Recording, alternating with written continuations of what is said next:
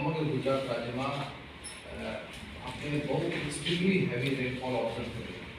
અને એ દરમિયાન સમગ્ર વરસાદના લગભગ 30%ની આજુબાજુ જે વરસાદ છે એમને પ્રાપ્ત થઈ અને ગુજરાત રાજ્યમાં અત્યારે 108%થી પણ વધારે વરસાદ થઈ ગઈ છે, જે ઓન એવરેજ 30 યર્સના એવરેજ છે એ પ્રમાણે જે આપણે ગણતરી કરીએ તો આપણે છે અને તમામ reasons Kutch, north Gujarat, Saurashtra, central, south તમામ રીઝન્સમાં 100%થી વધારે વરસાદ થઈ ગઈ છે. આ જે 5 દિવસનો વધારે વરસાદનો કાળ હતો એમાં માનનીય મુખ્યમંત્રી શ્રી સતત